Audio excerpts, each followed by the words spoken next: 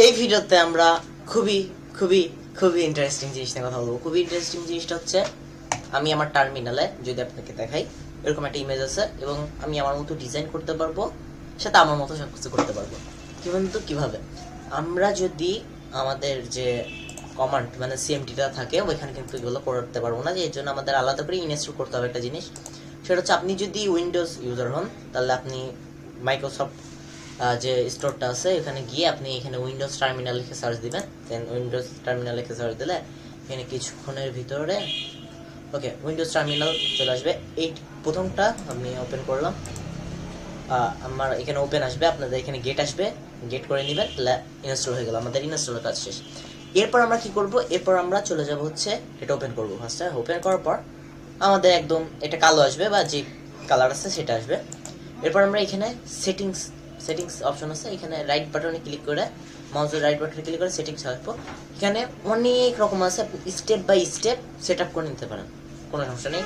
এখানে আপনি কখন কি হবে, প্রোফাইল কি হবে, এটার আইকন কি হবে, এটার আইকন আপনি আপনার মতো দিতে পারবেন, এটার নাম কি হবে এটাও দিতে পারবেন। তো সবকিছু আপনার মতো করে আপনি দিতে পারবেন।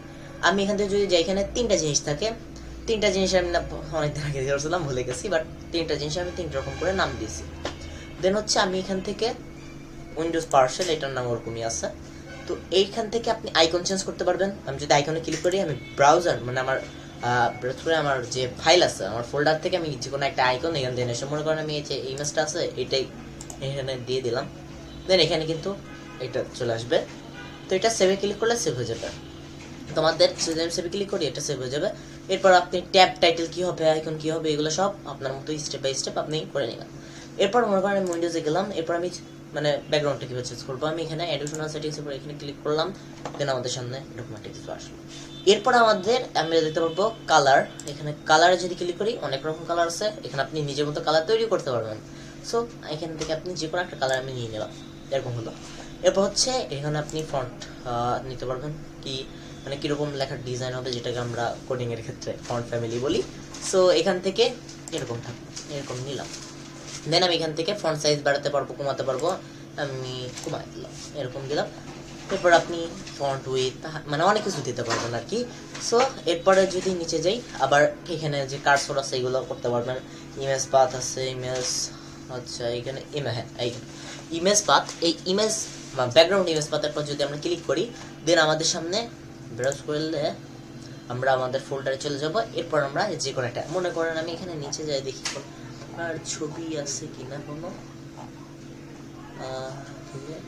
আমাদের একটা ছবি পেয়েছি, ঠিক আছে। তো আমরা যদি এটা দিয়ে দেখি, কিছুটা এরকম আসবে। আমাদের একটা আগের থেকে একটা ওভারভিউ দিছি, কিন্তু এটা কিন্তু সেভ করিনি আমরা। যদি সেভ করে দিই, খেল খতম, হেজা হজম। সো এবার আমরা চলে যাব হচ্ছে, আমাদের এটা কেটে দিলাম, আমাদের তো সেভ হয়ে গেছে একবার, ওকে সেভ হয়ে গেল। আমরা এটা কেটে যদি দিই, ক্লোজ অল, শেষ। এবার আমরা সুন্দর মতো আমরা এখানে লিখবো হচ্ছে উইন্ডোজ,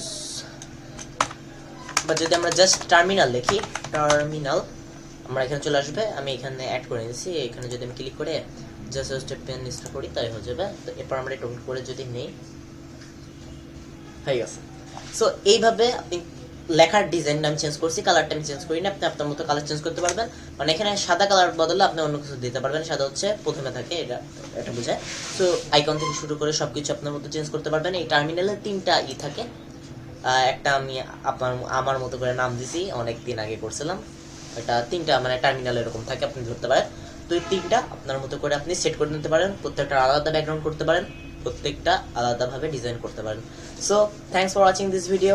ভালো থাকবেন, সুস্থ থাকবেন, টেক কেয়ার, আল্লাহ হাফেজ।